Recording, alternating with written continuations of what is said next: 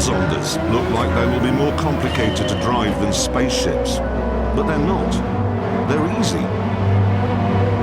And because this one has grippy, slick tyres, it's the easiest of the lot. You can whiz about at top speed, and you've got time and brain power to think. I really like the way they've got these air vents laid out. It's a nice strap that is kind of old-fashioned and modern all at the same time. And it doesn't really matter if you're not concentrating. Because it doesn't weigh anything, and because its carbon brakes are so enormous, it'll go from 125 miles an hour to a dead stop in 4.3 seconds.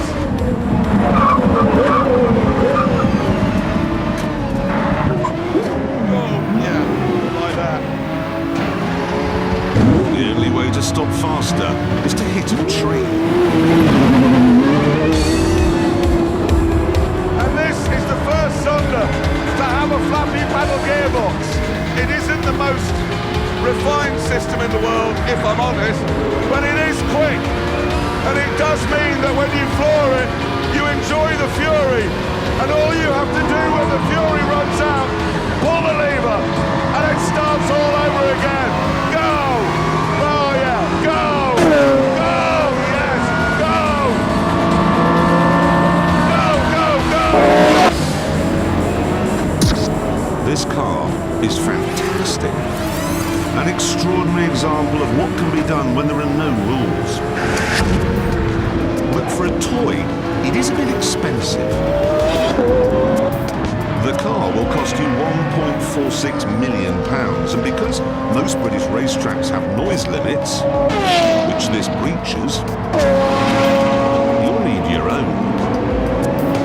And the going rate for one of those these days, about 6 billion. One last go, come on.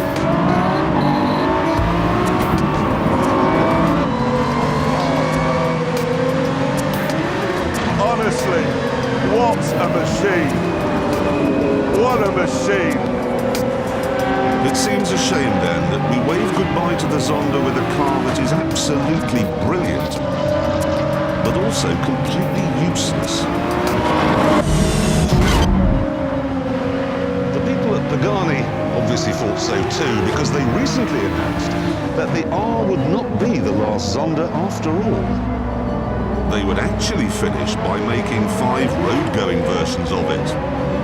And then they'd really definitely finish with 5 convertible versions of those.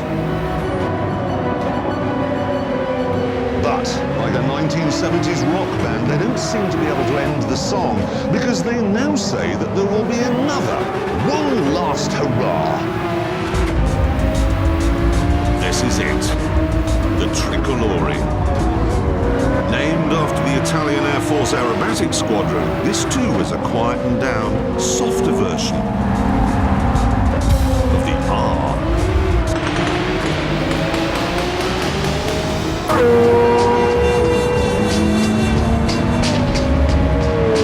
It's heavier, slightly less powerful, and thanks to normal road tyres, a lot less grippy. Oh dear, but still a great car. And still properly fast.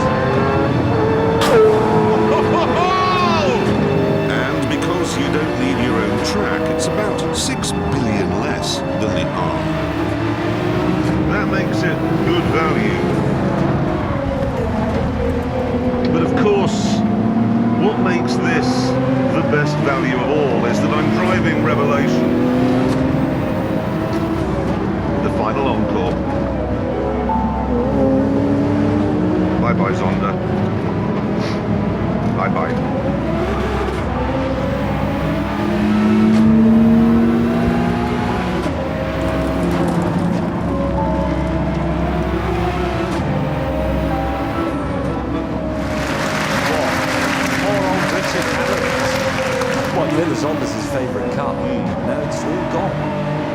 actually, because after I made that film, Zonda announced they would make 2 more tricolores. Really? But then it's over. No, because when they finish doing those, they're going to make a new one called the 750. Right, then that's the last Zonda. No, because after that, no, I'm not joking, they say they're going to do one called the HH. And then they're going to start finally building the new car, yeah, that's it. But anyway, while they're dithering about making up their mind, it is time now to find out how fast this one, the R, goes around our track. And of course, that means handing it over to our tape racing driver. Some say his nipples are explosive. And that he's recently had a I mean Brazilian! Why did I say that? I'm sorry, Mr. Ambassador. Anyway, all we know is he's called the Stig!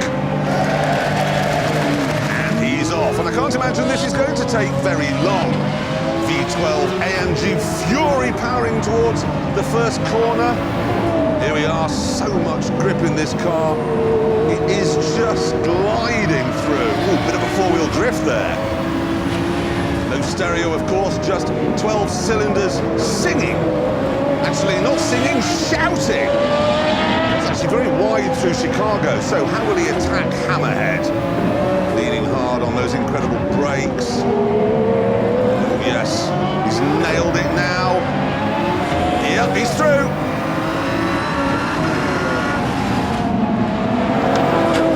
Really open the taps now.